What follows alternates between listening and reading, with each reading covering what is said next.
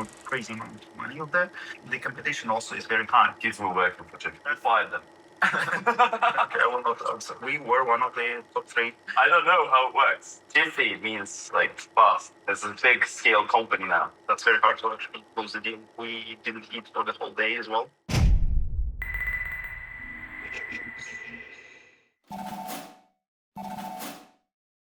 Welcome to the Pitch&Chips podcast. Today, we have an exceptional guest. Marat, thank you so much for coming. Thank you, Ryan. Thank you, Marat. If you could briefly tell us about your story, about your mission, and I guess your experience with Jiffy so far. So, for those who don't know me, I'm Marat. I'm one of the co-founders of Jiffy Software. So, we are a company started as a e-grocery retailer in London in 2021. And we were one of the top 3 contenders on the market at that time. So, sparked by the pandemic hype of the quick commerce, we were on this wave, challenging the market of London for quite a bit. We successfully raised 2 rounds of investment, totaling around $35 million. And then we found out that the market is not so fit for us. So we made a pivot last year to be a software company, what we do actually best. So, and now we're a software company that is primarily focuses on the e-commerce and all of the operational tools for e-commerce retailers around the world. We're having clients in different continents, feeling very happily right now. Coming back to the start, when Jiffy was founded, can you tell the story how it happened and what was the idea, the first idea, who came up with the idea? How the team of the co-founders formed, how... What's the story behind Jiffy? Jiffy had been founded by 4 guys. So I'm one of them. It's Arthur, Vlad, Igor, and myself. The 4 of us actually quite different people. We met actually at around the end of 2020. So Arthur and Vlad already had a business together, which is called Market, and they successfully sold to X5 Retail Group. Mm-hmm. It was pretty much similar that what we do right now. It is a software company that primarily focused on the quick commerce at that time. On that wave of success of the quick commerces, they decided that maybe it would be a really nice idea to actually try some other markets. As you know, actually, in the past, the innovation waves were going west to east. Nowadays, the tendency is switched from the east to west now. The quick commerce, although it was created on the Western market, actually, if you can say so, you can say like the Turkey was one of the pioneering markets for that. It actually developed the most in China, in CIS countries. Mm-hmm. We saw a huge lack of companies of such kind in the Western world. We decided that why not try London for that matter. Yeah, they decided to do that. Then we met each other like by acquaintances. They found Igor, or CTO, with whom I worked in Yandex, Alibaba groups, and he just came to find me as well. We actually complemented the skill set of each other pretty well. So Arthur is a very good guy on the finance side. He's one of the leading, pitchers in our company who is very good finding the right investors to work with.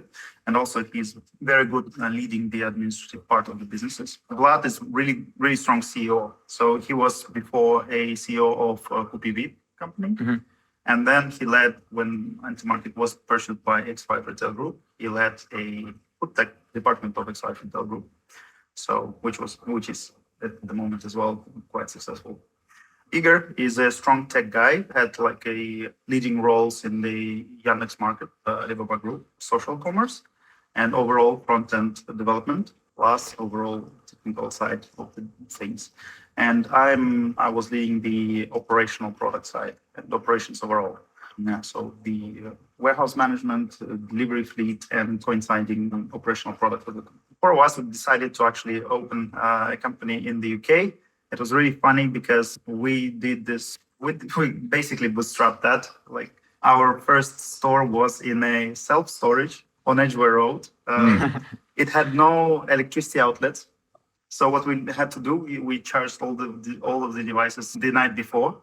then went to the self-storage, and then we ran everything like as a piloting store, everything from our laptops and the phones until they charged down.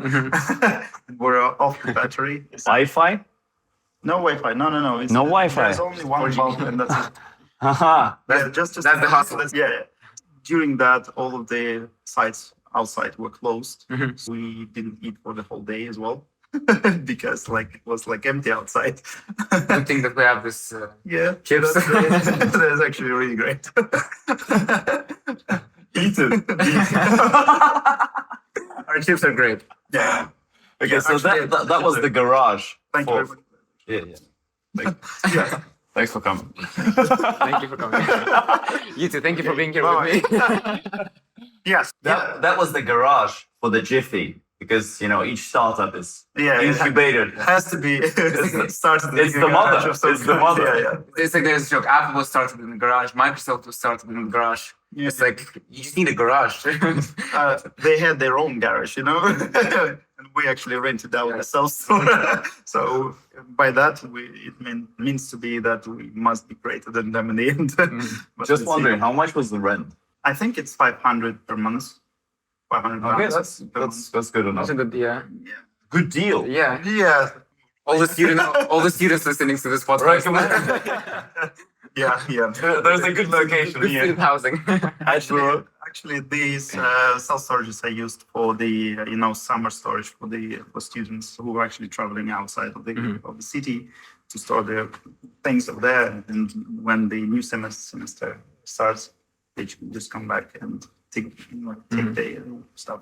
Hopefully you used it as the first dark store as well. No, unfortunately not. It would have been Yeah, significant. that would be great. Yeah, I agree. So, but we did the first deliveries out from there. Yeah, we had a limited stock because it's just a room. You wouldn't actually store some food in there for a long time. So, and it was against the licensing. Did you do the first deliveries yourself? Yes, yeah. There is actually still a picture of me, our demo materials. So there is when you log into the application that we're selling right now, and you choose the location when we try to receive some marketing engagement for our clients. We show if you're outside the zone, please fill in your details. We will contact you when we will be delivering in that area. On the demo, we have our first photo, and I was on the bike over there. So that was really funny. I think Jeff Bezos delivered the first books when you started Amazon. Yeah, around. Have you seen him? 100 orders. Have you seen him traveling? No. Unfortunately not. I think, yeah. If I understand correctly, initially you raised about 2.5 million for seed round, and then you raised about 28, I think. So it was, first round was friends and family mainly. Yeah, around 2 to 3. And then we had a pre-seed round from Bahrain. I think it was around 5, or also maybe 3 million something. And I really start forgetting these things. And then we got a Series A, I believe. It was $28 million. It was led by Heartland Group. Heartland Group is a venture fund from Denmark. Yeah, basically the whole industry requires quick rounds of investment. If you look into the competitors of ours, like Gorillas and Getir, they had frequent financing rounds, and basically Kagan also was on a constant fundraising venture. I don't know how he coped with the operational stuff. God knows. Basically, his rounds were 3 to 4, 5 months apart from each other, which is pretty crazy because each next round requires a lot more bureaucracy than the previous one. That's very hard to actually close the deal. So the paperwork increases. Yeah. Yes, true. Were you very involved in the fundraising? Myself, not as much. Yes, I was involved in some of the parts of it, but the main fundraising efforts were done by Arthur and Vlad, mainly. Yeah, so mainly my job was to actually make sure that the operationally business runs as smooth as possible. And we actually were on a really, really good verge on increasing of the popularity. We had one of the highest rankings on Trustpilot throughout the competitors. We delivered around 3.5 to 4,000 orders daily. Daily. Yeah. What is the revenue to order space? If we would say coordinates, this much orders, this many orders means this much revenue. It's pretty much like linear arithmetic progression. Okay. $100,000. How many orders? $100,000. It's pretty simple to calculate actually, because average order value is around 20 pounds, 18 to 20 pounds. So it's pretty much And this is the revenue. Okay, yeah. pretty much simple to calculate. The margins are around 30 to 40%, depending on the products. 5,000 orders, meaning £100,000. Yeah, around.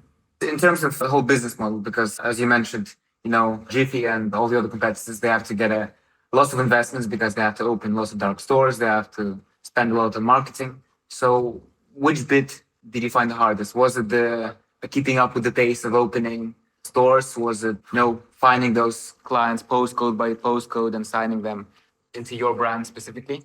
They're all actually quite challenging tasks, but at their own time.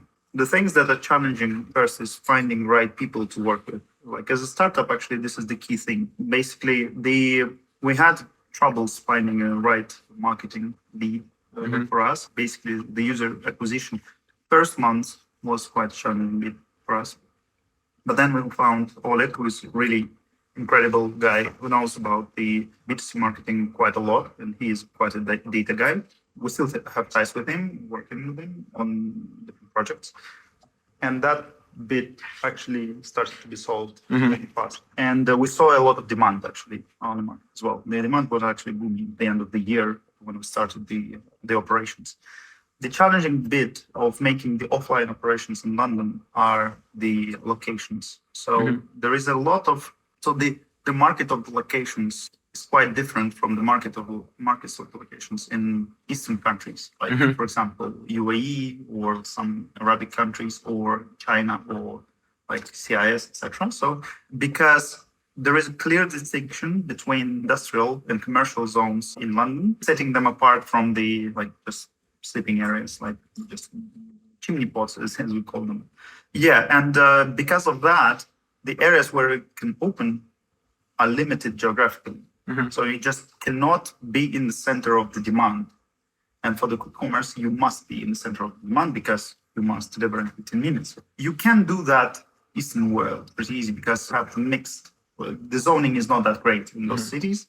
You have mixed commercial, habitable use of the buildings. And it is easy actually to find some kind of a, basement in the yard of just of some house where block of flats or something. It is impossible to do that here. This first thing. And the second thing is that with that in mind, you have pretty limited choice of what you actually can rent out. Then there is a legislation on top of that. You need to license. You should get a lot of licenses to run this type of business. So, license for the dark stores? Yeah, so you need to get a food license. You need to get an alcohol selling license. They're all time limited. And also it runs through the limitations of the landlords and the purpose of the building. This all actually was quite not to crack actually for us. In the end, we actually solved this pretty well, but that was the hardest bit for us. So we really wanted to scale faster, but it was limited by the availability of the place, basically. The operational bit, it wasn't as hard. There is actually one thing that is very not developed actually around the world that I find very interesting because this is a very old market. The groceries, I think the oldest market out there. I don't know which is oldest, the prostitution. One quick question. Were you actually ordering through Jiffy yourself? Mainly. I actually not that great in London after we wind down the operations. I actually haven't been ordering as much of quick commerce. As a science protest? No, it's because maybe I was very familiar with Jiffy. I was ordering with other apps because you must order from them. Just to understand how they work. Yeah. Any other features. How terrible they are. Yeah. You must just leave bad reviews after that is true. That's any true. order. Yeah. This was main point of control sometimes to understand. Okay, we rolled out some new feature about the delivery, how it works. You must try it yourself. Like the best tester out there is my wife, actually. So she was ordering all the time and she was saying no, this is not good. please redo that, etc. So that was it is my style. So Jiffy breakfast, Jiffy lunch, Jiffy supper, yeah? All around, Jiffy click and collect, cocktails. Yeah, it is really nice that running this type of business, you also get to to be involved into the selection of goods that you're selling. You get to understand like which brands you're working with, and you discover a lot actually, new products, produce, etc. Because for injecting that into the product line, you must try it as well. Like you should go through the like testing stage. That was a really fun experience, like having tested different types of products from different suppliers, etc. So yeah. Have you signed any non-competes with the couriers for them not to deliver from the competitors? No, we didn't have to actually, because we hired the couriers like They didn't have time. they didn't have time. Between orders. That is true. Was it a $0 contract? 0 hour contract. Mainly, we had some hired guys on the regular contracts. Yeah, mainly it's a 0 hour because to be flexible, you must be flexible in the contract terms as well. 0 hour contract, just for the audience. Generally, 0 hour contracts means that you get paid for the hours that you worked. And the shifts predefined in advance, but they are flexible, so you can work in flexible hours at the end. I assume the difficult part of this business model, specifically in the Western world, is because wages are much higher in Eastern countries. Yeah, because the riders cost a lot and the margin is Yeah. overall lower. Yes, the big problem of grocery businesses around the world is that because they are so old, the competition also is very high. So, for example, if you go outside around the corner, you'll find like around like 5 convenience stores, right? And this is a competition on the pricing level as well, like very high competition. And this brings these businesses to be very low marginal businesses. Low margins means that there is little room for extra service added that will be like financed by your internal resources as a company. So it means that there is little extra room for added service of the delivery. It is still possible to manage this like less developed economies, divergence of the highest paid people and the lowest paid people, or just even the median, pretty high. You have a lot of cheap workforce, and you can use that and utilize to actually bring like more services to the customers. On the other hand, Western world, there is a lot of policies of supporting like lower income people, and also the minimum wage in London was at the time when we were working, it was around $9.50. Right now it's raised, I think it's already 11 or something. This is the wage of the middle developer in the Eastern countries, like middle IT specialist. And basically you are delivering with the white collar people in the end. And that kind of cost that actually also increases towards the weekends, because the demand on this personnel is very high on the peak seasons, right? And also on the holidays, some bank holidays, etc. The cost of a 1 hour of courier could go up to 17, 20 pounds per hour, which actually leaves like zero room from margin. You could actually address this cost to your customer, but in this high competition race, the one who gets the customer is the one who provides the cheapest delivery terms in the end. People should evaluate, okay, should I pop into my convenience store around the corner, or should I just like sit down and relax and get the food delivered to them? This cost should not exceed a certain threshold in their like mind, right? In the end, the one with the cheapest delivery terms were winning. This was the thing, and is still the thing that is killing right now Gorillas or Getir expansions in London, particularly, and also in Europe.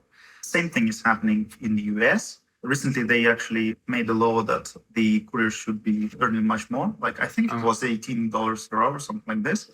Truly not envy those companies right now. So it's very hard to actually sustain a economy and financials with these terms. Because, for example, the throughput of one courier, it is really good if you are doing 4 per hour. But it's almost nobody does that. Usually what is happening is around 2 or even less. If you take this into consideration, then you're left with around like $9 per order for delivery cost, while your average margin is much lower than that. You're actually So you end up losing money. cost of the like your average order value is around $18. So basically half of the order value is delivery cost. And then you have a fulfillment cost, and you have a marketing cost, and you have like salaries of G&A, etc., and taxes to pay. So in the end, it's actually, I don't know how they will solve So it. you need a lot of investments to keep on going. You must have a lot of investment. That's true. I want to go back to the early strategy that you had. So two of the co-founders, they sold a quick grocery company to one of the big retail companies in Russia. And was the idea to quickly develop in London to then end up selling to one of, old institutional retail companies in the UK? Or was it to, No. establish this brand to... Yeah, we actually came here with the idea of establishing a really successful. Why London? It was just like really, really like just a random guess in the end, because the economies of the West kind of look like each other, and we just wanted to actually find some nice city to live in as well. So it was London. I think it was like just personal choice. It was not some kind of a research like, okay, let's see what types of the economies are there, what is the demand, etc. No, it wasn't done like this. So it was done more on a personal level. And the goal was actually to build. We actually always told everybody that our goal was to build the boring grocery store that is delivering very fast. Why boring delivery store, grocery store? In the end, the customer, actually, like anyone who listens to that. What do you mean by a boring retail store? If you will just ask anybody, and if you will start using any type of the grocery store, right? You will quickly fall from the hype of quick delivery or to the category of I really just want food, the regular or some fancy food or something that I would really want to experiment with something, etc. So I'm just hungry. Yeah, so Simple as that. that's why you're choosing the grocery store, because of the selection and of assortment, not because of its fast delivery, etc. In the end, yes, it brings some value. It brings some added value to the customers. It brings you the convenience of having that like quickly delivered to the door, or just even like slowly delivered to a door, like Ocado does, for example. But in the end, you're coming to the store where you will feel comfortable buying the food. That's why we were set to actually build a boring grocery store, because this is what people will need in the end, right? Because if you're selling fancy stuff, we'll only have a limited application from the customers. Like if you just go gifting, right? Or if it is like some very, very cheap products and some limited collection of them, you will only occasionally buy a pack of chips and that's it. Or I don't know, something else, right? So we wanted to make some convenience store that you would regularly use because it's your format that you got used to. And also it's just convenient to have it delivered to your door. Not because, I don't know, you just want to quick delivery. I don't know. If it is actually 15 minutes or... Yeah, just test it out. I don't know. Because in the end, what we see in Chinese market, etc., they just become just regular dark tops, dark remotes. But people, they just come in and buy, so they don't... No. Dark, they still dark. Oh, they're still dark. They just offer the same range as just regular grocery stores. And this is their position. So, and there, the actual difference is that you do not need to invest into the like high street first line shops. You just get some basement area location, and then you do not invest into designing it, into keeping it fixed all the time. So you just cramp it up like a proper warehouse with food you're gonna sell. Actually, another really good topic is how they're actually organized inside. It's very, very interesting thing as well. I saw the stat that Jiffy averaged 7 seconds per item picked up. This was average. It was average throughout the whole chain. Actually, we can consider ourselves the quickest in the world. The quickest in the world. Yeah. The quickest quick commerce picking up items for. Yeah, definitely. It was kind of an achievement for me to actually manage to make a manual, so it's not robotized, manual picking speed, like 7 to 8 seconds per item. You can calculate, like regular order was around 9 to 10 items. So it was under 3 minutes, like under 2 minutes even, of the picking of single order. And then the best store was at this rate of 4 seconds per item. Yeah, it was Waterloo store, the first one that we opened. And we had a really brilliant store manager there who actually rose to that position from just being a regular picker. The best actually managers in the companies like that, in the operational businesses, are the ones who actually grown with the company to the positions of the management, because they understand this business inside out, about how the operations should work, how they are working there, etc. If you come from the outside to the new technology kind business atmosphere, it's pretty hard for you to switch about how it should work, etc. So we had a guy who was kind of obsessed with how everything was looking fancy on the shelves, like merchandising, etc. But it was just regular store experience. We didn't need to actually be really fancy within the store. Just needed to keep all the goods in the really clean conditions, to treat the neighborhood of the products on the shelving correctly, to stock take very frequently. Our stock take cycles was like twice a day. We just had to maintain this. We didn't need to actually be fancy inside. Any rats? No rats. We actually had, in all of our stores, we had 5-star hygiene rating. Oh, okay. All of them. How was this measured? It is actually measured on a regular basis by the councils of London boroughs. MPs, like members? No. Of course not.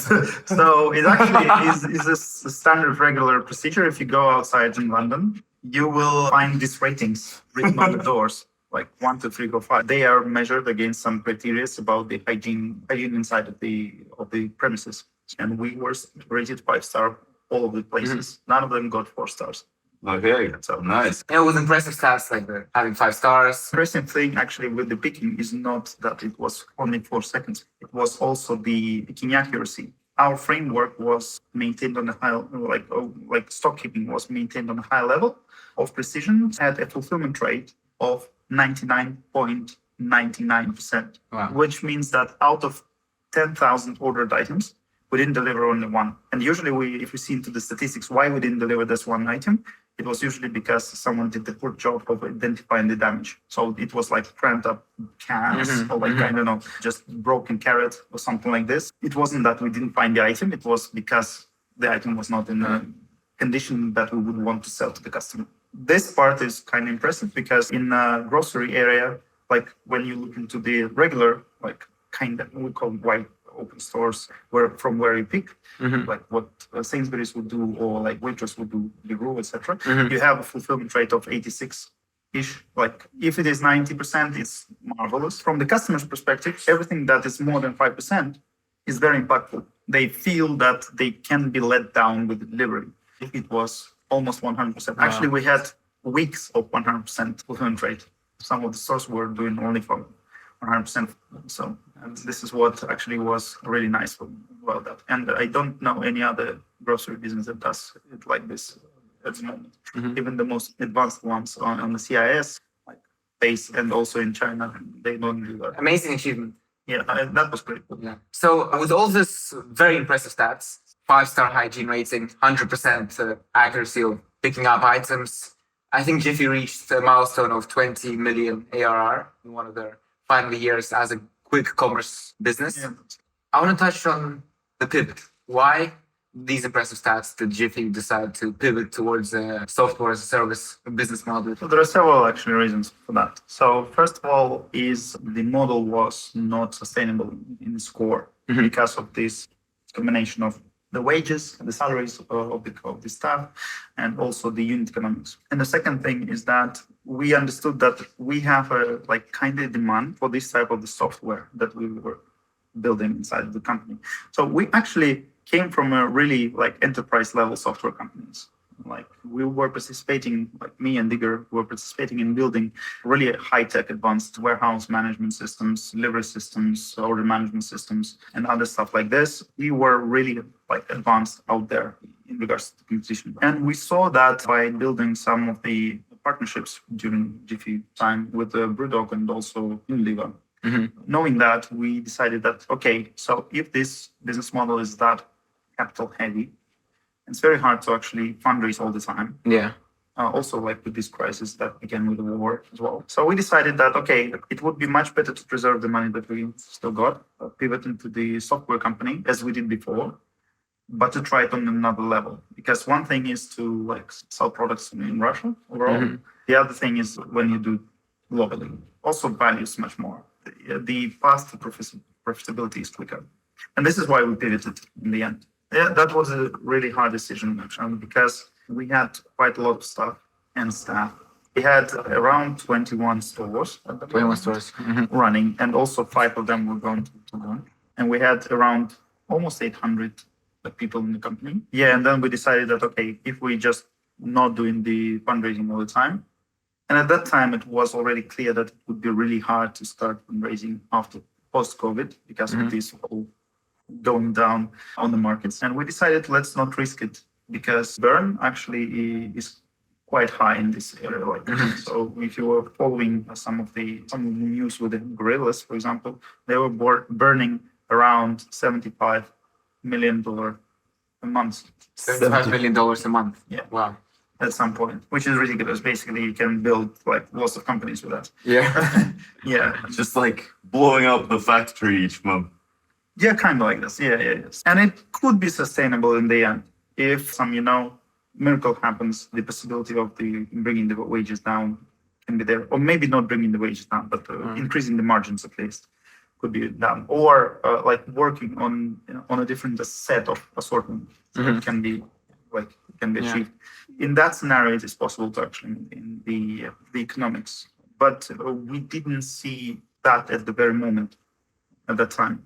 And we decided to pivot. Now we are offering software. Actually, a lot of time for us to restructure this software because it was initially in-house built for the purpose of running the quick commerce grocery. Now it is just regular e-commerce with a lot of modern features of the modern commerce that are required for the market. And we also have this amazing technology of making the picking and warehouse management right on actually any scale right now. So with that said, we decided, okay, let's do the pivot. We started pivoting, I think it was June last year. And we finalized the restructuring of the IT at around the end of that year. So here we were selling the software. And how is it going right now? It has its ups and downs, but the path to profitability is much shorter than with the grocery, for sure. Much shorter, much easier. We have the clients on 3 continents right now, so it's Europe, Asia, USA, and we are set to actually also finally open the market of Latin America. Although we kind of skeptical on that end, we don't know work out because of it's kind of hard to actually go out everywhere. We're trying to mostly focus around the Middle East area because we're seeing the economies of there are opening. So 3 years ago, Saudi Arabia was quite a closed country. And now it's said to say, okay, Riyadh should be the next Dubai, or even better in 2-3 years from now. Yeah. These economies are booming right now with the commerce. Also, the European market is catching up as well. Not as fast, but still, there are many startups or big companies that are trying to change their internal IT systems, etc. So they would want to actually get a newer stack because everything that had been built in the bigger companies had been built 10 years ago. Very conventional tech stack, of monolithic systems, which are very hard to actually change. We have still one of the leads that's saying that, okay, we need to change payment method. For example, we need to add another payment method on our checkout, right?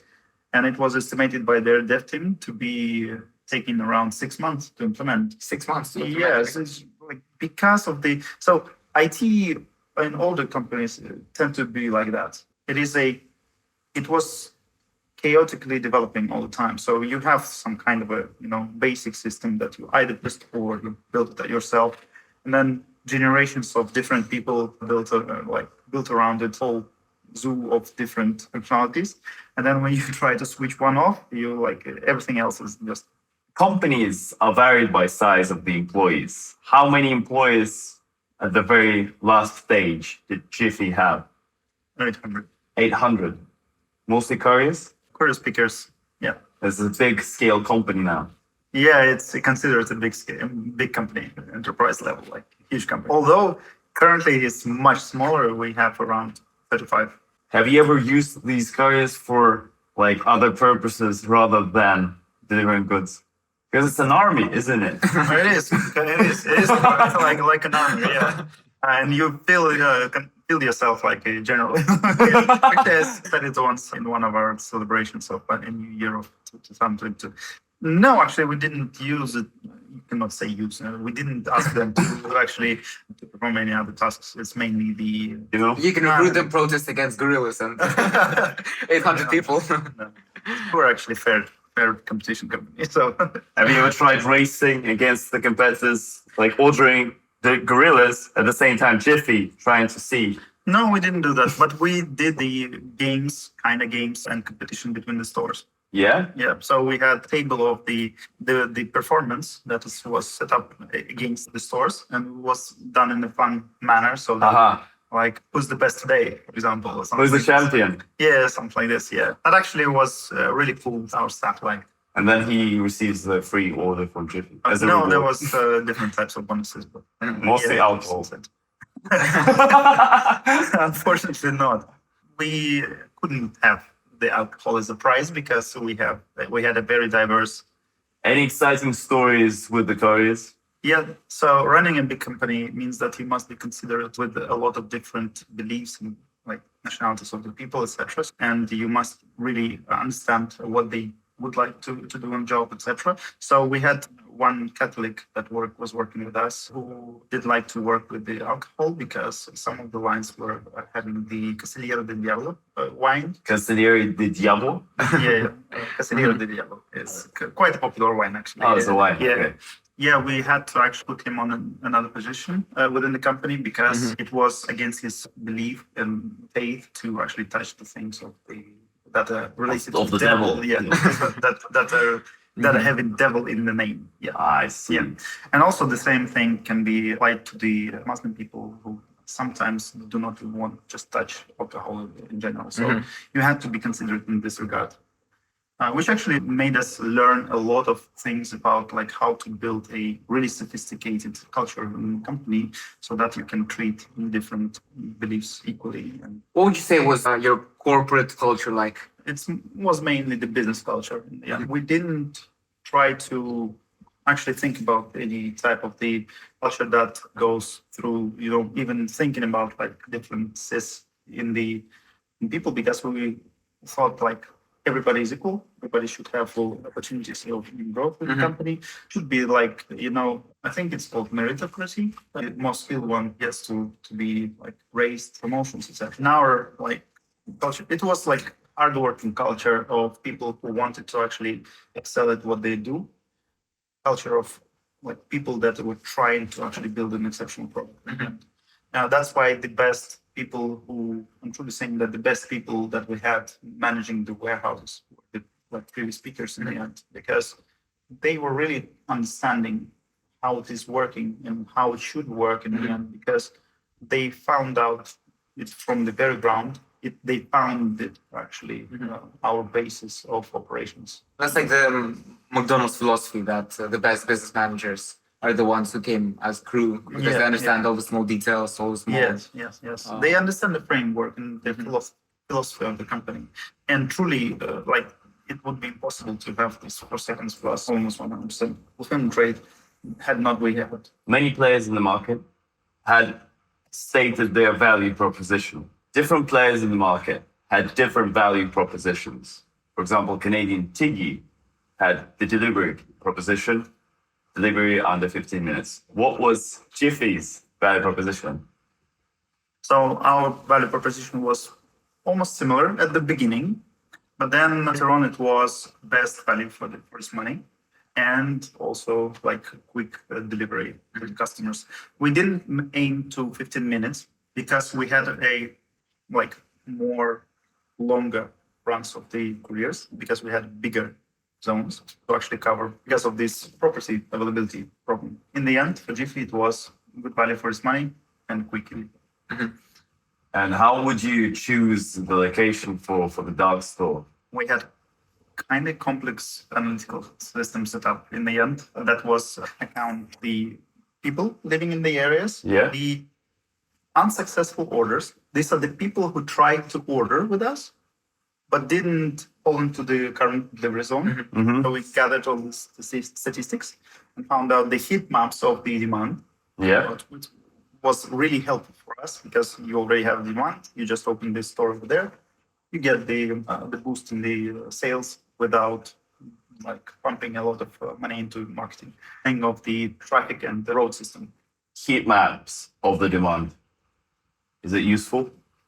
Very useful. Yes, because you understand where to allocate more staff for delivery and where to have to actually put a little bit more research about what people buy so that you can actually target these zones. So it was not uniformly distributed. A lot of Actually, the stores that we had in Western London and the stores that we had in Eastern London or like Southern London, they were vastly different in assortment. Because, for example, there are the segregation of people within London borders in different boroughs is very like the population is very different. Obviously, at the very end, you have a lot of sophisticated tools to analyze the next opening of the dark store. But at the beginning, you don't really have any heat maps of the demand or whatever analytics. No. So how did you choose the first dark store location? Was it random? Just like, I like this district? Almost. Or No. were you just located nearby and you were like, well, that's where we live? It was a really funny story. So Arthur was dealing with the locations. We had zero clue about how the locations are being acquired, how do you rent them out, what documents you need to sign, etc. So we basically went to people and saying like, are you renting out? Are you renting out? Who is renting out? And nobody was responding properly. They were saying, maybe yes, maybe no. Please go through checks, blah, blah, blah, etc. In the end, it was like whoever first said to us, okay, let's deal. So, and we found that like our first with the railway arches, there is a specific company that deals with the under railway arches in London, which is quite like a big property company in the end. They all belong, I think they belong to the railway, National Railway of the United Kingdom. Okay. Yeah, so they were the first ones to get us approved, but the stores Waterloo, Bethnal Green, and Battersea. That the first locations. Yes. And then we found out deals were like around London, but it was really hard for us. But in the end, we cracked this now. So we understood like how to approach and what to do, etc. And after you opened the first 3 stores, what was your customer acquisition strategy? How did you find those first clients, those first loyal supporters of Jiffy? Oh, it was a combination of digital marketing and offline activities. With offline activities, I mean, like we did many like funny things. Like we actually went to some of the lobbies of the buildings and put the flyers on the table so that people actually find them out.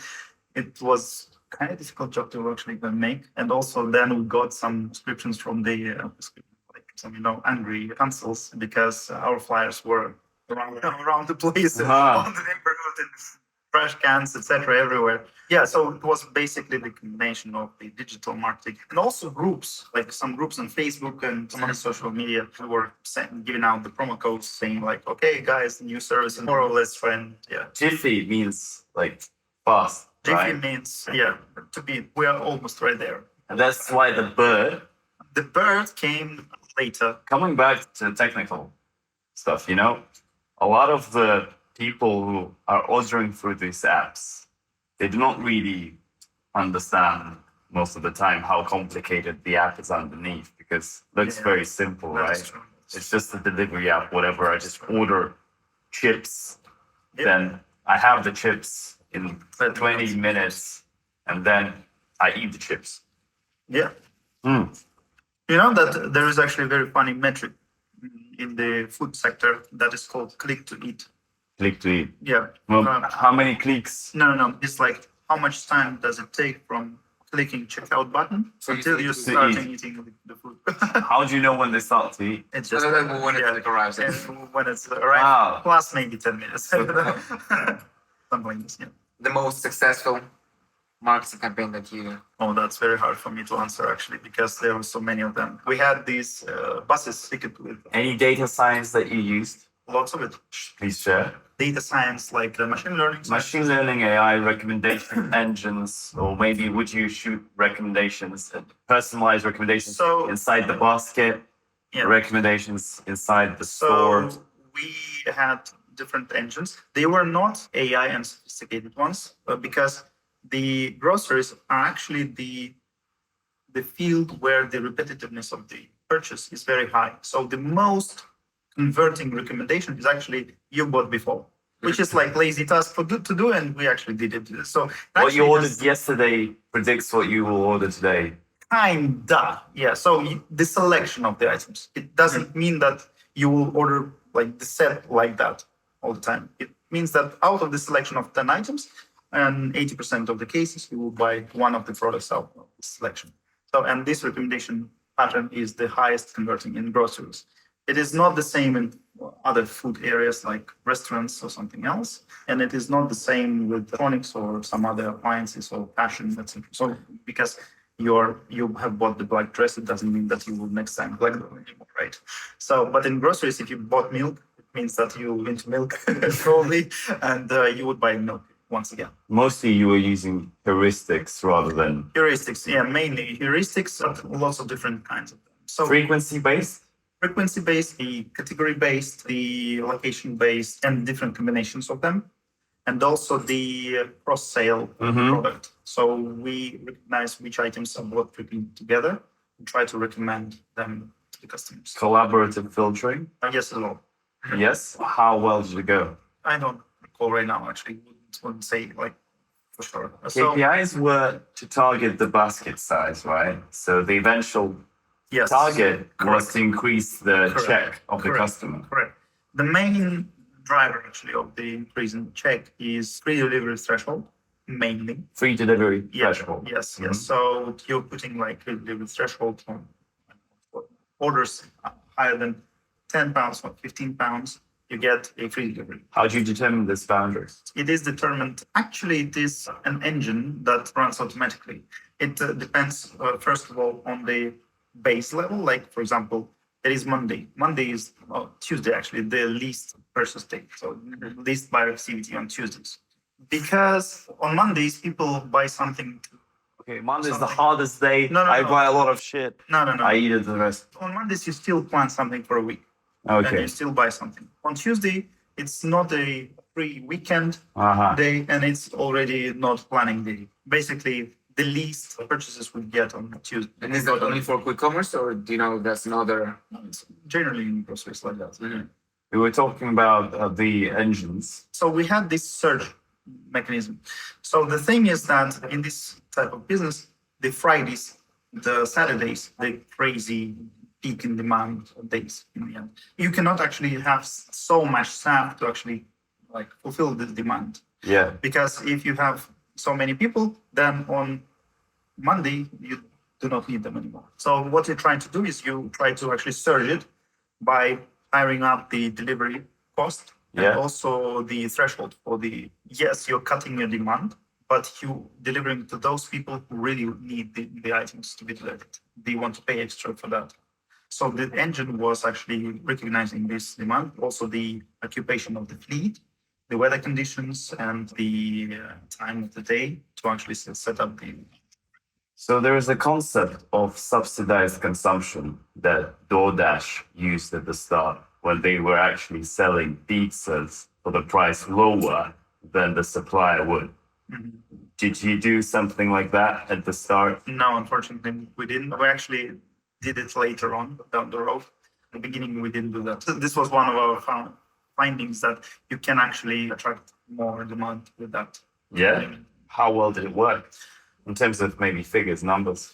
I'd say that in the beginning, into the last months of work of the service, it would be considerable amounts. But we found out that this is a good metric. So maybe it added like 0.5% or 1% to our. 3 favorite product metrics. 3 favorite product metrics. You know, you can judge everything by revenues and costs, obviously, right? Yeah. Like how much money are we generating? How many clients do we have? What is our burn rate? But then, is there anything in particular you were looking at apart from that, apart from the order number and whatever? Hygienes of the dark stores. I see. Now I got your question. Okay, because for me, like it's like a complete world of product. For me, is like, for example, the conversion from the basket to the checkout, Yeah. or something else. So the favorite metrics of mine, click to delivery or click to eat. The I would say maybe picking efficiency, Yeah. and the favorite that I like to see it is reaction time. Action time. Order reaction time. So It's when like- order comes Yeah. to the warehouse, how fast And I- people react, start picking it. Not customer reaction, but the reaction time on how you start working with that. So there are 2 times actually that you need to consider is first like picking, how fast the picking starts, because it's actually important when it starts picking, because sometimes the staff just doesn't react to what is happening, and then you get some bulk of the orders waiting to be picked, and then it's a stress in the end for the warehouse operations. The second one is the reaction of the delivery riders on what's going on. So then you have like, okay, you picked up all of the orders in really short timeline, and then you're waiting for the courier, like, I don't know, for 5 minutes, which eats up all of your efficiency, which is, not good. About architectures used inside the app again. It's not only the app, we actually still have around 40 services. 40 services. Yeah, different services. So it's microservice architecture. Is there one in particular that you would say, this is our innovation of Jiffy? No one else has it. Picking application. What does it do? So picking application is to pick the orders in the warehouse. Mm-hmm. So For the couriers, yeah? no, for the pickers. So pickers would install it on the phone, right? They have the PDA with the scanner. And it tells you where should they turn, what shelf they should look at. Yes. The cool thing about it, if you look at this application, it's super simple. And the cool thing is that we had a opening of Stratford warehouse when the people were advised to come with their kids. And we had like fun games, like the kids are now picking the orders. So we didn't do any training, basically, and the kids didn't drop the SLAs. Kids were working for Jiffy. Just for a couple of minutes. But Remember that. just for a couple of minutes and only for fun, but they didn't drop any metric. You fired them. Child labor did not work. No. So they Fair trade. they didn't drop any metric. So it means that they were working They were successful. on the par. So children are as efficient. This is what I'm very proud of, because it means that the application is so user friendly and it doesn't allow the room for mistakes. So even children can do that. So there were like children like 9 years old, etc. So it was like one order per guy. So yeah, but it was really fun experience because like it was very fun for them to actually go and pick some orders. It was like a game. Right. Were there any situations when somebody was like saying that, oh, Jiffy couriers are actually like messing around, they're like hitting windows, smoking weed, or whatever? Or perhaps any Constantly, scandal. almost every day. Like when you work with like this like huge fleet of people, sometimes people think that it's you, but it's your actual competitor. So that's like some stuff. So he dresses as a Jiffy courier. It was like that as well. Goes and smokes weed like Yeah, in it base. was- so it was also like very funny story. There was like one competitor around Bethnal Green, like really near our store. And we are just talking about like, hey guys, like they just opened, it would be really nice to see what they're up to, etc. So one of our guys, without us knowing, just dressed up in their like suit and just broke into their warehouse saying, okay, where is our manager? I'm going to make some checks. Really? Yeah, that was really funny. We got an angry call from them saying like, it shouldn't be like that, blah, blah, blah. Yes, we had to actually say, okay, we will just... So how many Work. players were back then in the market, in the London market? It's around 7, I believe. There were some that were not that long. Getir? Getir, Gorillas, us, Zap. Zap's still around. Actually, they are the ones that I think will survive the longest, probably. Yeah. Goldhoff as well. Very high valuation of it, a couple billion. Yeah, they're from the USA. I don't believe that they will be very successful in the UK market, although because their strategy is the same as with Getir's strategy, which is basically losing money right now. Then the Deja, and I think that's it. Also 7. Younger. They were. That's they were fine. very- We can very- forget about that. Very small, yeah. Very instant. Yeah. So they still actually, for some reason, their app is still on, but they don't have any operations here. That's fine. So we can order here actually and better see. When you were looking at the map, apart from the heat map of the demand, you probably had maps that cover the dark stores of the competitors. No, we didn't have. No? We didn't need that. Hmm. Yeah, so Interesting. Because I think if I would be doing this, I would for sure want to know, am I competing with the No, speed of the delivery? If the was- dark store is closer to some centers, no? we like it's not that much of the data to actually constantly visualize before it arrives. But you could go around the city and see where the couriers are going to determine the dark store's location, draw them out. You can sort of spy on the couriers and understand the. No, it's usually worked like this. So the company, when it opens a new dark store, they will publish the map where they are present. So you don't need to go there. Yeah, that was pretty simple. And you do not need to like store this map all the time. You just like go into use or their website and see, okay, they are here, here, and here. You know the classic marketing strategy where, let's say, it's a beach, 1 kilometer beach, and someone places an ice cream shop in the middle. The best place. Another ice cream store is right next to it. So would you not place the dark stores right next to the other stores? No, as I said, the property market was really hard. So these people actually also tried to find any type of location somewhere over there, like near the population, like concentrations, to place a dark store. So it was naturally that we were opening next to each other. We really actually did that. So we had in Waterloo, like one by one, like us, ZA, then us, then Getir, then Gorillas. So we occupied the whole arch near the Waterloo station. Yeah. Did you ever think of partnering with one of your competitors? Because, for example, if a courier carries your orders and that orders, then the cost per delivery reduces and you Lots of people like suggested to do that. You wouldn't do that if you are a competitor. You wouldn't want to try and promote some other orders with you because some guy of Getir is delivering your order. You wouldn't want that because it basically a loss of the marketing efforts in the end. Yes, in the future, when you're established and you, for example, zone the different segments, the customers, separate this market like this, it is viable to do this way. It is correct. But the game is not. Talking about fundraising, you raised $35 million. What was the fundraising strategy? How was this amount raised? Because normally, you could go to angels, that's more about the seed, and then on Series A, you would go to venture capital firms, okay? And what was the core strategy? How many angels, maybe what was the proportion of angel investment? Were there any angels on Series A? And what was happening? I would say that we had some angels in Series A at all. So as I said, like we had a first round raised by friends and family at the very beginning. But then to raise the bigger amount, you need to actually show the traction. Show the traction. Yeah, it's important because on this stage, people are not open like investing into the idea. They are investing into the understanding that this business can grow up and convert into something in the end. And it should prove that.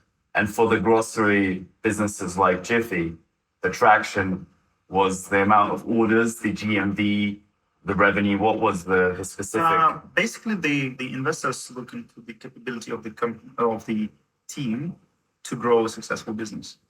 It is a combination of the numbers of orders and like traction in the clients and orders, and then the capability in the operations to sustain this kind of growth. And so basically you must prove that you will be able to grow fast and you will be able to conquer this market at this stage already.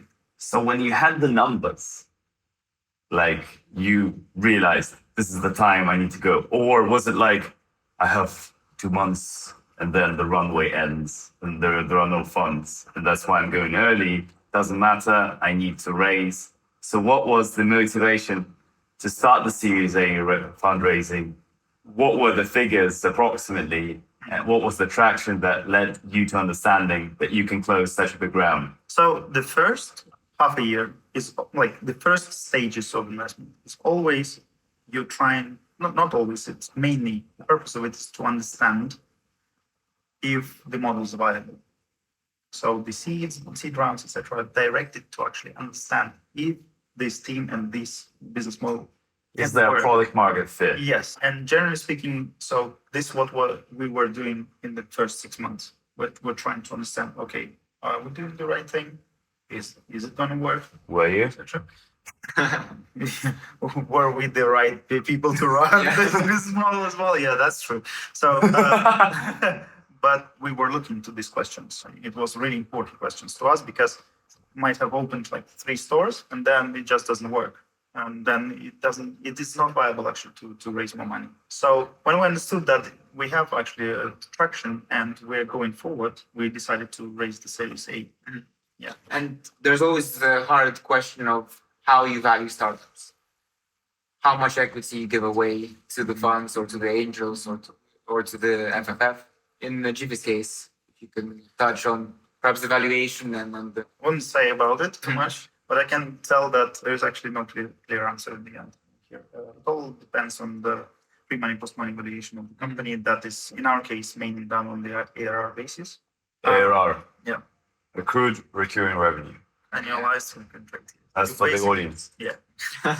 Sorry for this terminology. Yeah, so main thing is that you are valued by some type of asset, right? And then you are getting additional investment, which also has value in money.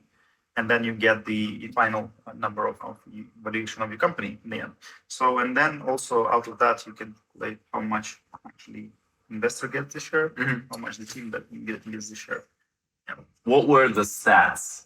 Like months needed to close Series A? Different for different businesses. For us, it For was, Jiffy, of course. for us, it was around 3 months. 3 He months. wants to close Series A. That's fast. That's yeah. very good. Yeah. That's very good, yeah. How long before the end of the runway for the seed you started raising Series A? Was it just 3 months before? No, I or think it was like around 5 months. 5 months before. Very good. It's still In like advance. In advance. a little bit, I would say. So actually, it was still stressful in the end because because you are dealing with the growing demand and growing burn. Yeah. Because in the very beginning, you still need marketing and you still need to actually invest into like bringing more customers. Because if you stop, it's very hard to actually reinitiate this engine. Like the user acquisition should be processing all the time. You cannot stop it. It's like, there is a martyrdom, a Mart oven in metallurgy or like atomic nuclear power station. You cannot just turn it off and then turn it back on. You need to actually, if you turn it off, then you will have 1 year to turn it back on. And this is the lost progress. Why? Why was it like that? Like I can imagine It is just like that. but I could imagine like just having a chill, relax, Yeah. then Customers- like sleeping. Customers don't like that because the customer base increasing even when you just stop the marketing. The marketing doesn't stop immediately. You still have running campaigns that just run on the inertia. Buses. You can't stop it. Still running. Yeah, so people still coming to you. And if you stop the development at this stage, you will lose in quality of your service because you have too many customers and you have too little operations. So you cannot do that. You must still retain the speed. And did you have any predictions of when might Jiffy break even, or was the plan of just gaining traction, keep on raising money, keep on getting that market share of the quick commerce? Very beginning, we had like model when we had like around 16 months to break even. 16 months. In particular stores. So it works actually store by store. So, yeah, but in the end, we found out that it would be very hard to achieve. Yes, we had some stores that when we understood that it's actually would be a really hard game to actually close this like on a scale with this capital, even like 5 million wouldn't be enough actually to like break even in the end. And when we understood that, okay, we need to find some other solution to this business problem. And now I assume with less staff, the dark stores closed, and your new business model of just Software. software as a service. So because also the groceries are working on scale. If you just reduce the size of the company, it will not help because then you have just a lot of just fixed cost like capex or like operational cost for the shrank share. It would go out of margins once again. This type of business only works on a high scale, only in the case that when your allocations are breaking even one by one. But it would be a challenging task with the amount of revenue that we have. One question, it's sensitive, okay? Okay. I will not answer. Coming back to the Series A fundraising. You started 5 months before, you closed in 3 months. What was the strategy? How so fast? Even the Y Combinator startups, sometimes take 4 months and over 4 months to actually close the round. Yeah. We had a help from Bank of America as a round like helping company. An agent. So Yes. Bank of America, Merrill Lynch was doing the fundraising partially for Jiffy. Yeah, Bank of America. Yeah. And do they work on a commission base, or do they take a small commission of money raised? I will tell you right now. It should be like on a commission basis. It wasn't like into this stage that much at the moment. But yeah, the path to success to do that really quickly is you're showing really great traction. Was it really great? Yes, it was really great. We had like when, for example, that was a really cool thing is that when we had Heartland in our like store, we had really crazy surge in orders. So we had like a lot of orders coming in on that week roll, then like on the weeks past that as well. So our growth was starting like going like an exponential growth. So we had, for example, the month-to-month rate of like around 40 to 50% growth each month. Was it a coincidence? Was it organic growth? It was an organic growth. Thing is that we're very excited about how it all goes because in the very beginning, as I said, we had some problems with marketing. We had like first month, like 50 orders. Yeah. Like maybe not even 50, like 15 maybe. And then on the 6th month, we had already over 1,000 A day. orders a day. Yeah. And that was really exciting to us that, oh my God, it's actually happening that we're really making a The great percentage increase. Yes, yes. And we were very popular as well. We didn't have as many discounts as, for example, Getir had or Gorillas had. They were like pouring crazy amount of money of there, but we had a really loyal customer base. This is partially due to our very user-friendly application and also the assortment that they had. Do you have perhaps any loyalty programs, or was it just? Yeah, we had some loyalty program, but they were in it later on for us. So we actually introduced our loyalty program like close to 2022, like in the beginning of the year. Yeah, so it was released around spring maybe.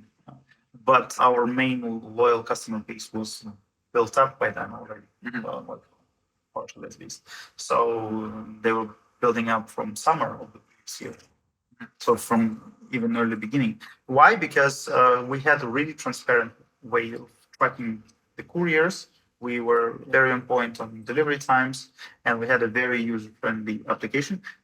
And it helped us against the competition because we saw it all happening in Russia and also in China. And we took those applications as a best practice about how to actually sell things. And then we invented our own stuff. But in the very beginning, we took like just best practices that was already invented before us. So it Taking helped best practices, moving into a new market. And Yes. Kind of. So I would actually also advise like anyone who is doing the business, do not invent wheels. You need to actually use the best practices because this is how your emergence comes to life. Let's talk about this and in terms of the pivot as well. But just before, one last question. Do you know how many B2B services you use from other startups and companies at Jiffy? Like, for example, we sometimes use video for authorization. We use Slack for communication. We use Asana for task managing. So how many systems in total were used by Jiffy? Like numbers, maybe more than 200, more than 50. I would need to count them. I think it would be definitely more than 10, but I wouldn't say like the precise number. So we had HR system that was B2B. We had like the marketing tool that we used to actually use two of them. We had a task tracker. Why would you invent your own task tracker? Trello? No, Jira. Jira, yeah. Yeah, we're kind of old school on that. Yeah. Yes. You like Jira? I'm personally, I'm not working in it anymore because I'm kind of overgrown that level. Yeah. So, but yeah, it is a cool task tracker in the end. Miro? Miro, some of the system helpers like Calendly? Like RabbitMQ, etc. So Calendly, no, we didn't use it. We didn't need it actually. So quite many, I would say. Lots Maybe, of them, yeah. Yeah. Lots of them. And that is to actually back up the fact that you don't need to develop products Yes. when you can use Yes. different Focus on your own main product. solutions. Yes. To, and there are so many companies. Yeah. And now, from this very capital intensive model where you have warehouses and carrier salaries consisting large percentage of your burn rate, you shifted to the model which actually it is a lot less capital intensive. Much less. Yeah. And it is now a B2B product, Yeah. Yeah. closing the problem, solving the problem. Yeah. Just like all the services that we were just discussing. That right? is true. Yeah, that's true. So you shouldn't invent the wheel. And moreover that is that if you want to build, I don't know, grocery business, or if you want to build a manufacturing business, if you want to build something that is a business itself, sometimes you need to use already invented solutions because you need to focus on your unique capabilities. Because otherwise you will be dragged back by, you wouldn't need to actually understand how IT works. That is very, like, it's a science in itself. It's better to actually focus on the things that you really excel in and where you can bring a new value to the world in the end. Money for that as well. Of course. Rather than trying to solve everything at once. Like, for example, us, if we were building accounting software that wouldn't be helpful at all. Like, why would we need it? Spend money and Yeah. time. Yeah, true. Because like there are like lots of them on the market. Yes, Why do I need to create my CRM for the salons if Book can just connect to Jiffy? some ad placement, right? That's for you. Thank you very much. Thank you very much. Yeah. Yes, like the B2B services, they're built specifically to solve this problem. And also, this is also an economy of scale. You have developers, like for example, you're a company that would want to use its own development resources to build something. You are the single user of this technology. And it is much more costly for you than it is for some company to actually build a solution, sell to several companies that are maybe not competing with you.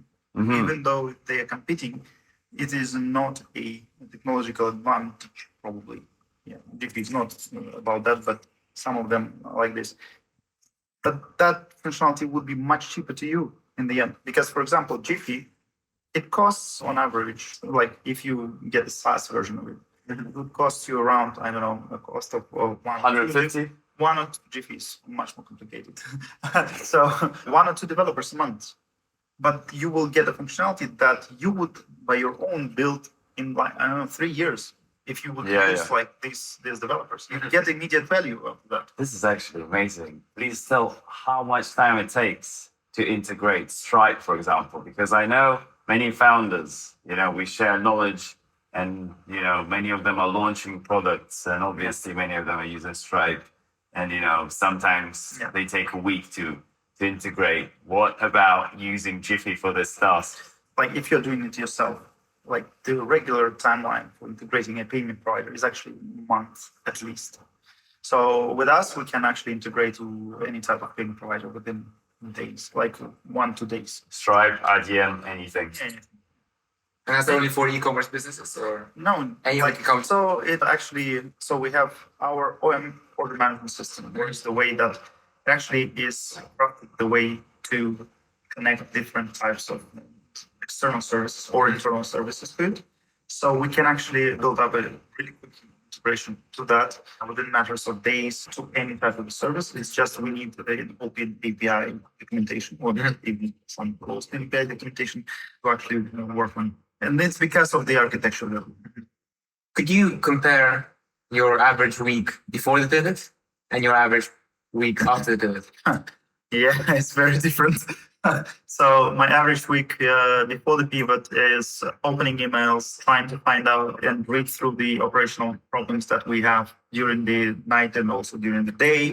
Then going to the office, speaking with operational managers of the branches and speaking to the purchase managers, the purchase directors, some of the marketing directors, some of the construction work managers as well, because we need to construct some shelving, etc., even dark stores, etc., and some other stuff. We had some meetings with partners who were supplying us goods about the terms on the supplies, etc. And we had also meetings about like what are the strategic like decisions we need to make. Right now, it's a hardcore sale process. So just finding those B2B partners. Partners, yeah, and also I'm responsible for the operational framework of the company. So how the order management works, how the delivery management works, and everything like that, replenishment, catalog management, etc. So work with our development teams and also work with our success management, etc. And what's the typical sales funnel that you have to find those B2B partners? You mean in size? No, sales funnel. So what's your like strategy of acquiring those? It's a combination of business development and cold outreaches, and also marketing to generate an organic. So the organic sales are the best performing by far, but we're now seeing that we actually adapted the cold outreach as well. So that is the Emails? emails and posts, etc. So that we actually getting people through that channel as well. When you were raising another round for the pivot, right? You raised, how much have you raised for the pivot? Now we closed a deal of $2 million. $2 million for the pivot. Yeah, it's not numbers like before, but we don't. Is it a seed now again? How does it work? You pivot? It's really It starts from the beginning? question actually. So I don't know how to consider this round, how to classify it. Pre-seed. Yeah. Once again, yeah. Post-seed. I don't know how it works. Does it start all over again? Are you at the beginning of the... You can consider that as a second A series.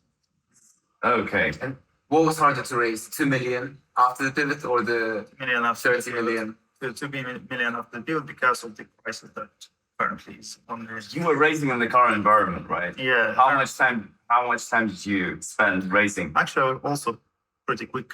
Actually, I think also it took around 3 months again. 3 months again? Yeah. Oh my God. And was it the Yeah. previous investors that? Yeah, currently or- the previous investment. All of them? We had inbound requests from different companies, pretty big ones, but we didn't take them because we needed to downgrade first round, so to recalculate the shares, etc. And then we can go with external investors. So that would be fair for them as well. So now, I guess the second Series A is also to get some new traction, to get the to understand if you're again viable for the product market. Then No, we had to raise this time before. So this series is to basically grow the customer base and try to get those to the profitability. What are you predicting profitability? Somewhere next year. Somewhere next year. After closing the pivot round, what's your runway? 12? 18? Was much shorter actually. So the runway for the pivot, it was like almost to the point when we raised the money. We actually, we basically raised the money, go further into the market. Yeah, because we touched the market. And after you raised the 2 mil, Yeah, for what runway? it's for the runway, and I think around the year. 1 year, yeah? Okay. So you're raising next September 2024? Maybe we're not raising anymore because we will be. Profitable by then. Yeah. And What is the size of the market that you entered? So the market is very huge actually. It always is. Yes, because we're entering different markets. Very hard to tell the precise figure, but it's. so with this new business model, I see we have new competitors. Yeah, we're actually entering a pretty competitive market that is quite old one actually.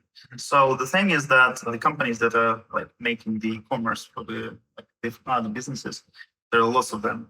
But one distinction that we have is that we are not only offering a front-end software, for example, like Shopify does, but also we are providing the full set of operational tools. This is much more important. If you are having only the e-commerce website, there is a whole big world on the behind that you need to still fulfill and operate on. Very little number of companies that actually supplies with that solution. With that, you install that and you just forget about the IT part. You just focus on your business. There are little to none companies that in full take this task because first of all, it's very hard to get this type of expertise in different areas. You have these old companies like SAP, Oracle working on this field, but the problem with them is that they providing very old school-ish software approach because you need to do a lot of different customizations, like a heavy customizations to actually enable this work to actually work. Is there a solution end to end? So do they solve most of the? For example, SAP doesn't provide you with any front end. Mhm. Yes, they have something, but it's not that relevant. Usually people are getting the SAP because of the operational needs and like workforce management, etc. So with the front end side, you get companies like Shopify, like Vitex, what the name, Wix, etc. And then you try to connect some backend solutions, for delivery on fleet or something else. Then for warehouse management, like something else.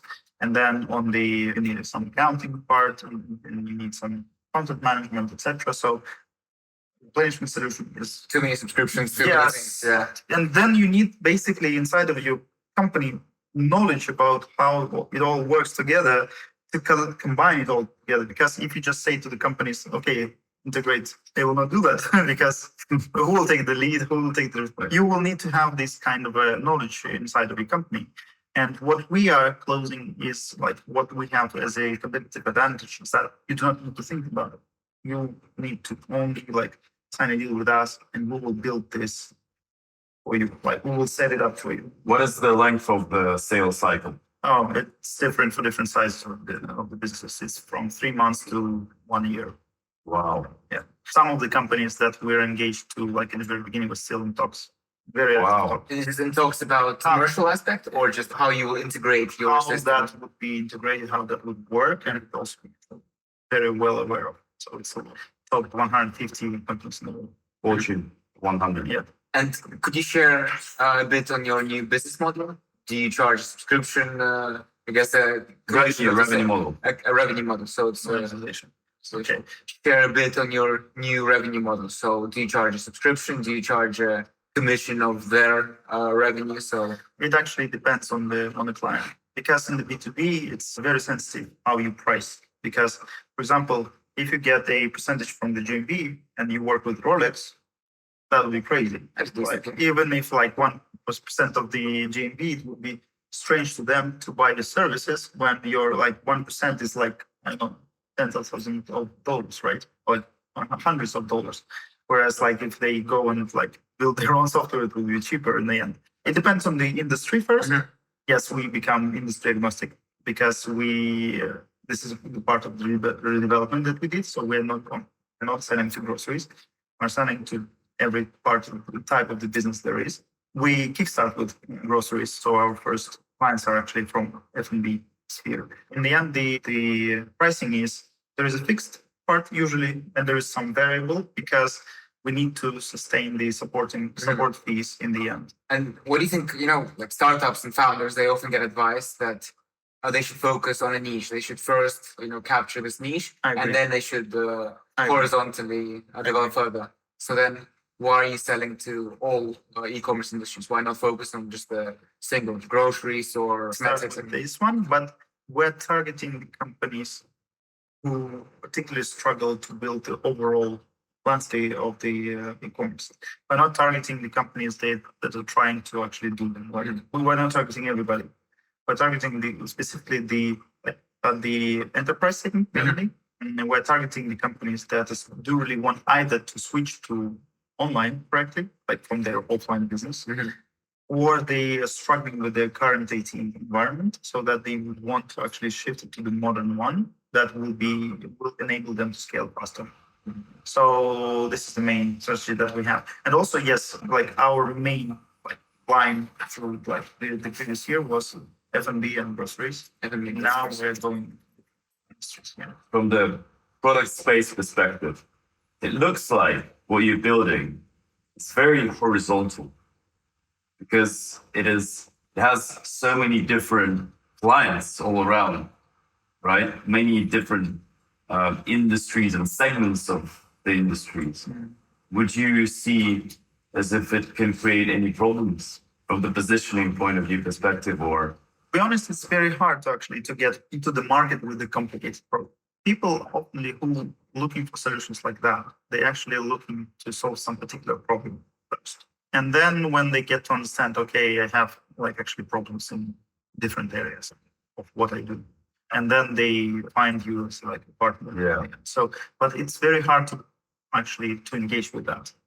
So it's very hard to actually say to the customer, okay, let's try like with small things first, and then go to the bigger partnerships. But this is the way how to actually work. Because of that, we not only have the software. Actually, software is the least thing that we try to propose to the customers, which is funny, because what we're trying to sell is the value of partnership, that they acquiring a partner who understands not only the software side of the things, but also operational side of things. We ran the companies ourselves. We understand how to build warehouses efficiently. We know how to build the delivery efficiently. Yeah. So we're not just people Yeah. okay, we build some code and then Yeah. okay, let's go. Yeah. We know how to implement that. Uh-huh. And the customers who work with us, they're relying on that. They understand, okay, we're not getting only just like some guys who do the tech. They are our partners in how to make the operations more efficient. Mr. Chips. Thank you, Mr. Pitch. So do you personalize your service and do you perhaps give consultations as well? Yeah. So we have the service of consultancy. Mhm. It is not in our interest to actually scale it too much, because it actually is a little bit of destruction in the end, and it's not scalable. Yes, we are offering the consultancy in different areas, like from marketing until to the like how to implement it, how to like build supply chain and other things. Yeah, we customize the proposition to the customers. So many times customers say, okay, everything is nice, but I need this particular feature on top. And we can customize it and add to the position to the customer and to make it quite fast, and so that they will get it like within 1 month. So if you would imagine a graph, right, of a life cycle of any of your target customers, from zero of the birth of the product to the growth and the development, when do you think is the average time when these clients and products start to understand, so this is the gap you're closing, this is where Jiffy comes in? There are two places, two parts of it. So very initial start, like part zero ground, yes. We have an inflow actually of startups that would want to work with us. Not everyone can afford our services, but there is an inflow in that. But the second part is when the company tried the business by themselves, and then they understood that they are really good in like making the offline services. They are really good in selling their goods to the customer, manufacturing their goods to the But customers. they're bad in. But they're very bad in either operations or in technology. And how does this discovery for the companies that are zero-ish ground happens? How does the discovery occurs? They usually understand, okay, this particular like online thing isn't working for me, but it works for everybody else in the world. So maybe the problem within them. So they're starting looking for a solution that can help them fix it. There are not so many solutions actually that can help them in the complex, because you wouldn't go to the Shopify to fix like your problem with the online presence, because okay, you like built your own website, etc. It is customized, for example, for your needs. You tried in that, but then you failed in operational stuff, for example. Maybe your conversions are off, something else. And then Shopify are not fixing it. Shopify is built to actually work so it kickstarts you with the e-commerce. As time goes, you need more features on them. And this is where we shine in the end, because we provide also an operational way of solving problems. That's how we've been discovered. So we have a lot of requests to actually migrate from Magento and from Shopify to our stack. Mostly from AdWords, like content. If you like say about the organic growth, yes, then Any keywords you're targeting? SEO.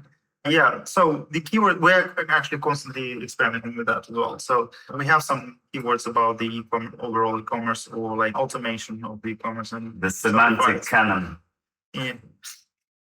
Yeah, the main thing is usually that the PR and also the presence of the BDMs is working. So people are just usually asking their network about what's going on, etc. And then they're also searching for some solutions. Word of mouth. Yeah, word of mouth, and also the searching. I for recommend Jiffy, Mr. Chips. I recommend Jiffy as well.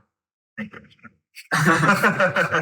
Yeah, you will be Thank you. really not disappointed in working with Jiffy if you partner with us. This is what I can tell you.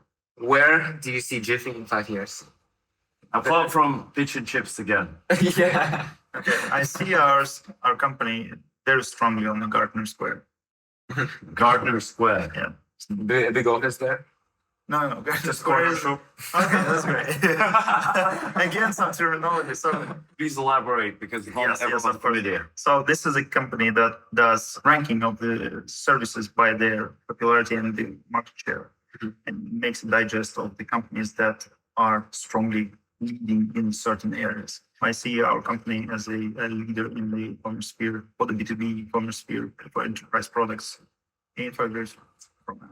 Horn will be growing, right? Yeah, And hopefully it will what be is the point? size. What is the point? Like, how many years do you think it takes for the horn? In such businesses with the such long cycles, I believe that it will take around 3 years. Or so.